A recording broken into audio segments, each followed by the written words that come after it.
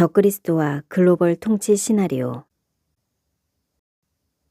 요한계시록의 메시지와 현대적 해석.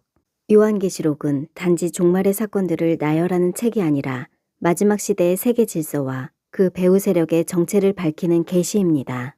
그 중심에 적그리스도가 있으며 그는 단독으로 등장하지 않습니다. 그의 권세는 준비된 무대와 조력자들에 의해 철저히 뒷받침되어 세계 정치의 중심으로 부상하며 열왕과 글로벌리스트들의 전방위적 지원 속에서 마지막 제국을 수립합니다. 1. 요한계시록 17장 11절의 구조와 핵심 질문. 이 구절은 종말론적으로 매우 깊은 의미를 담고 있어서 많은 해석이 존재하는 구절입니다. 7왕이라 다섯은 망하였고 하나는 있고 다른 하나는 아직 이르지 아니하였으나 이르면 반드시 잠시 동안 머무르리라. 전에 있었다가 지금은 없으나 장차 나올 짐승은 8째 왕이니 7 중에 속한 자라. 그가 멸망으로 들어가리라. 이 구절은 7왕과 8째 왕을 통해 마지막 시대의 권력 구조를 묘사합니다. 해산의 진통을 목격하는 우리는 이를 현대적으로 해석하기 위해 다음 5가지 핵심 질문을 중심으로 분석합니다. 1. 7왕은 무엇을 상징하는가? 2.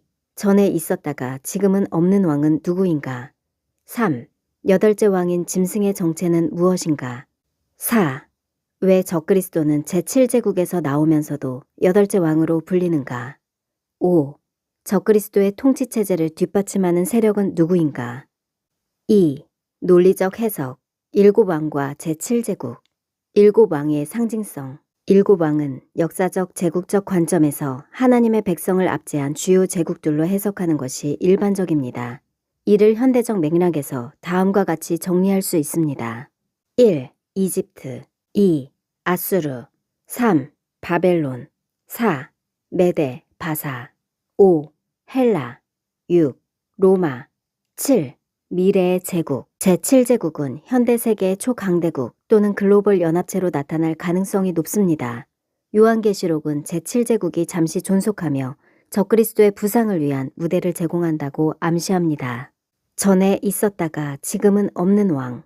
이 표현은 과거에 존재했으나 요한 당시 활동하지 않는 권력 또는 그 본질을 상징합니다. 역사적으로 안티오쿠스 에피파네스는 적그리스도의 모형으로 자주 언급됩니다.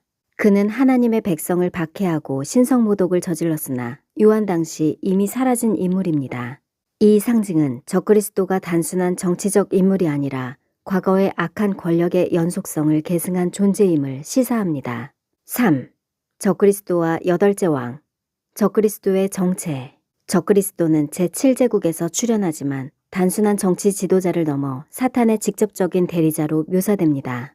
그는 8째 왕으로 불리며 이는 그의 통치가 제7제국을 초월하여 전 세계적, 초자연적 권세를 가질 것임을 나타냅니다. 요한계시록 13장에 따르면 그는 짐승의 표를 통해 경제적, 사회적 통제를 구현하며 전 인류를 자신의 통치 아래 두려 합니다. 왜 8째 왕인가? 적그리스도가 제7제국에서 나오면서도 8째 왕으로 불리는 이유는 그의 통치가 기존 제국들과 구별되는 독특한 성격을 가지기 때문입니다. 그는 제7제국의 정치적 기반을 활용하지만 이를 넘어선 사탄의 화신적 존재로 전 세계를 지배하는 새로운 질서를 세웁니다. 그는 표면적으로는 평화를 말하지만 하나님께서는 그들에게 칼을 허용할 것입니다. 검은 말씀과 파괴의 양면성이 있습니다.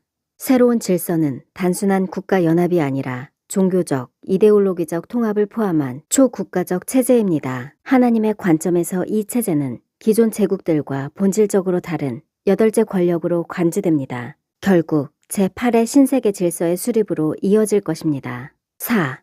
적그리스도의 협력 세력, 현대적 맥락. 적그리스도의 통치체제는 단독으로 세워지지 않습니다. 요한계시록 17장은 열왕과 거짓 선지자, 음녀 바벨론이 그의 권세를 뒷받침한다고 묘사합니다. 세계는 여전히 국가 간 전쟁과 진영 간 분쟁이 끊이지 않고 진행 중입니다. 이 상황을 종식시키려면 영향력이 큰 자가 나와 7년 평화조약을 맺어야 할 것 같습니다. 세계 곳곳에서 여전히 전쟁과 갈등이 멈추지 않는 모습을 보면 인간의 힘만으로는 평화를 이루는 것이 참 어렵다는 걸 느끼게 됩니다. 세계 곳곳의 분쟁은 단순한 지역 갈등이 아니라 거대한 진영 싸움과 얽혀 점점 더 복잡해지고 있습니다. 전 세계가 평화를 원하지만 평화를 만들 수 없는 상태에 빠져 있다는 생각이 듭니다. 세계 전체를 하나로 묶어 7년 평화 조약을 주도할 정도로 압도적인 카리스마와 절대적 신뢰를 가진 인물은 세상에 존재하겠지만 아직 공개되지 않았습니다. 정치적 세력, 열왕과 제7제국. 열왕은 제7제국 내에서 적그리스도에게 권세를 위임하는 정치 지도자 또는 지역 블록을 상징할 수 있습니다. 현대적으로 이는 G7과 같은 주요 국가연합 또는 새롭게 부상하는 강대국의 연합체로 나타날 가능성이 있습니다. 이들은 자발적으로 또는 강제적으로 적그리스도의 글로벌 통치체제에 동참하며 국가 주권을 초월한 세계 정부의 기반을 제공합니다. 기술적 기반, 빅테크와 감시체제. 빅테크 기업은 AI, 빅데이터, 디지털 신원 인증, 중앙은행 디지털 화폐 등을 통해 개인의 삶을 통제할 수 있는 기술 인프라를 이미 구축하고 있습니다. 이러한 기술은 짐승의 표와 유사한 전 세계적 통제 시스템의 토대가 될 수 있습니다. 예를 들어 베리칩, 생체 인증과 디지털 화폐가 결합된 신원 확인 시스템은 경제 참여를 특정 조건에 종속시킬 수 있습니다. 미디어와 여론 조작, 주류 언론과 소셜미디어 플랫폼은 글로벌 내러티브를 형성하며 여론을 통제하는 데 핵심적 역할을 합니다. 적그리스도의 메시지를 정당화하고 반대 세력을 음모론자로 낙인 찍는데 미디어가 활용될 가능성이 높습니다. 이미 전 세계적으로 특정 이슈에 대한 통일된 내러티브가 형성되고 있으며 이는 적그리스도의 통치체제를 위한 사전 여론 준비 작업으로 기능할 수 있습니다. 금융 엘리트, 글로벌 경제 통제, 국제통화기금, 세계은행, 블랙록과 같은 글로벌 투자사는 세계 경제의 흐름을 주도합니다. CBDC와 ESG 기준은 금융 시스템을 중앙화하고 재정적 타격을 특정 기준에 종속시키는 도구로 작용할 수 있습니다. 이는 적그리스도가 경제적 통제를 통해 전 인류를 지배하는 체제를 구현하는 데 필수적입니다. 국제기구, 초국가적 거버넌스, 세계경제포럼, 세계보건기구, 유엔과 같은 국제기구는 국가 주권을 초월한 정책 결정을 추진하고 있습니다. 예를 들어 WHO의 팬데믹 조약은 공중보건을 명분으로 국가의 자율성을 제한할 수 있는 권한을 강화하고 있습니다. 이러한 구조는 적그리스도의 세계 정부를 정당화하고 실행 가능한 거버넌스 프레임워크를 제공할 수 있습니다.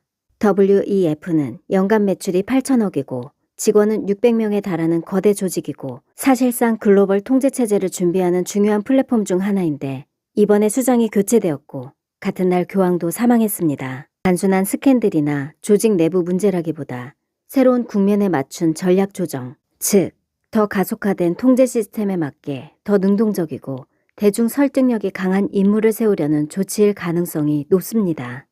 의장은 전 네슬레 회장 겸 CEO가 임시로 맡고 있지만 더 영향력이 큰 후임자를 찾기 위한 선출위원회를 구성했습니다. 5. 시나리오. 세계 정부의 출현. 적그리스도의 통치체제는 다음과 같은 단계로 전개될 수 있습니다. 1. 제7제국의 형성. 글로벌 위기를 계기로 주요 강대국들이 단일 거버넌스 체제에 동의한다. 이는 G7, 중국, 러시아 등이 포함된 연합체로 나타날 수 있다. 2. 적그리스도의 부상. 제7제국 내에서 카리스마 있는 지도자가 등장하여 위기를 해결할 구원자로 각광받는다. 그는 정치적, 기술적, 경제적 기반을 활용해 권력을 장악한다. 3. 열왕의 협력. 주요 국가 또는 지역 블록의 리더들이 권세를 적그리스도에게 위임하며 세계 정부가 공식 출범한다. 이는 요한계시록의 짐승의 나라로 묘사된다. 4. 짐승의 표 구현. 빅테크와 금융 엘리트의 지원으로 디지털 통제 시스템이 전 세계에 도입된다. 이에 동참하지 않는 자는 경제적, 사회적 활동에서 배제된다. 5. 여덟째 왕의 통치. 적그리스도는 제7제국을 넘어선 전 세계적 통치체제를 구축하며 자신을 신격화하고 반대 세력을 탄압한다. 이는 요한계시록이 예고한 짐승의 정권, 즉 제8의 질서이다. 6. 궁극적 멸망. 적그리스도와 그의 체제는 하나님의 심판을 받아 멸망하며 요한계시록이 약속한 하나님의 나라가 도래한다. 6. 시나리오의 현대적 맥락.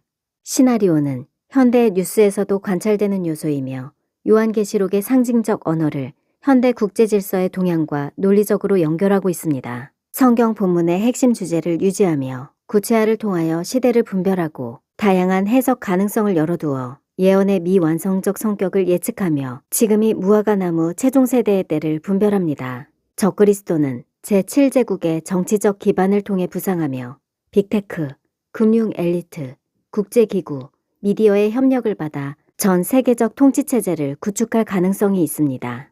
그러나 그의 통치는 일시적이며 궁극적으로 하나님의 심판을 받습니다. 요한계시록은 이러한 세력의 출현을 경고하면서도 하나님의 주권과 최종 승리를 확증합니다. 예언의 완전한 성취는 미래에 드러날 것이므로 이 시나리오는 하나의 해석 가능성입니다.